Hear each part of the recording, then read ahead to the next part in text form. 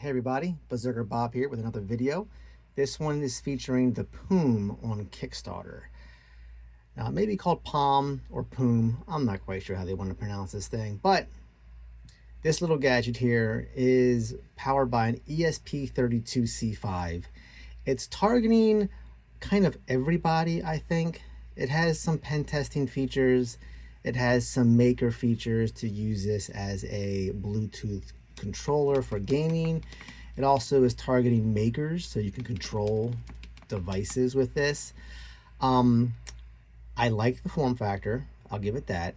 It reminds me of one of those Game and Watch devices I have over here. It's a little bit smaller. It has a nice screen, once you can turn it on. So the black and white works really well for this small form factor. But there are some things I do not like about this. I've had it for a few days, courtesy of Cyberchuck. First is the power button. You cannot get to that thing without grinding down the case to get this thing. And it's even then, I have normal sized fingers here, but you definitely have to use your fingernails to get in there to get it. Number two is the SD card slot. It is tiny. I had to use a dental pick to remove and add the SD card. And when you remove that SD card, it's going to launch out like a rocket, and it shot across the room. I'm still searching for that thing. So, about this device.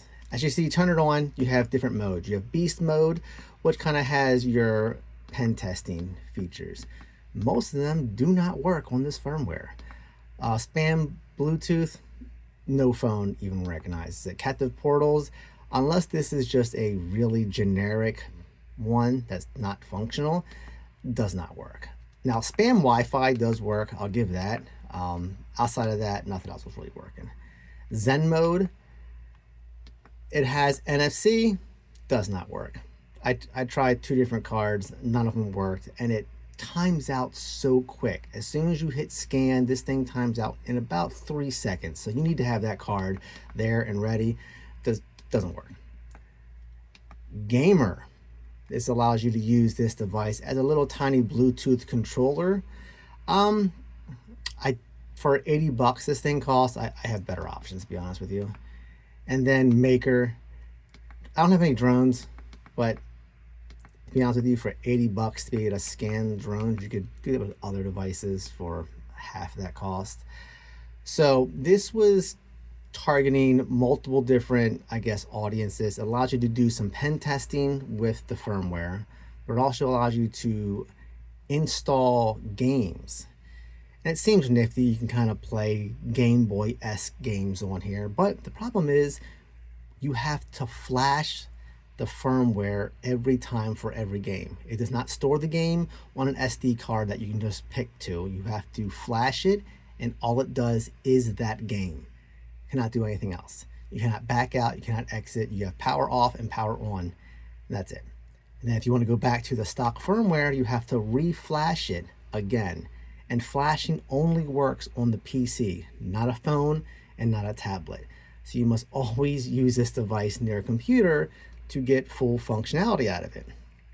And for 80 bucks, I mean, this costs 35.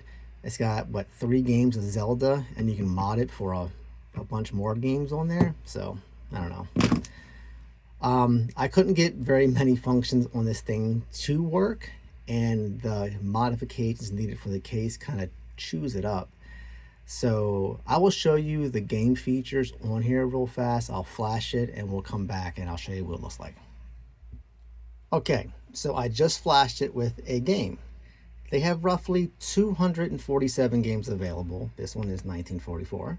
And it's a fun little game. That the screen looks good, the games function as they're supposed to. But you can't back out. There is no back out feature. This is all you can do. This one game. It doesn't store any other games on here. So if you want to change the games, this is all you have. You have to reflash it. So game wise, yeah, it's fun. I'm not sure I want to constantly keep flashing it for every time I want to change games. That's kind of a downfall for it. And flashing Once you learn it, it's easy, but the directions are not accurate. It tells you to plug it in and then flash. That is not the case whatsoever. You have to actually hold down, this is the B button. It doesn't have any letters or numbers on it, but this is your B button. You have to hold that down for 3 seconds, then turn the device on and let go of the B button, and the screen will stay off. Then you can flash it. So it takes about 45 seconds to flash a game on there, and then another 45 or so to flash the stock firmware back. If this could store the games on there, that would be a big improvement. I'm hoping later on they change the firmware, but right now as it is, I'm not sure what anyone's going to do with this thing. There's other devices for a lot cheaper that can do it and do it well. So I really hope they fix the firmware and make some changes to it. Maybe store the games in here, or be able to flash from the SD card directly, so you wouldn't have to keep hooking up to a computer. Be able to store 50, 60 games on the SD card, instantly play them. Do you have any questions about this device? Let me know. It's very few functions actually work as it stands. So if anyone else has this and has had features work, let me know. Otherwise, I'm not sure I want to do this device. You'll have a good one. See ya.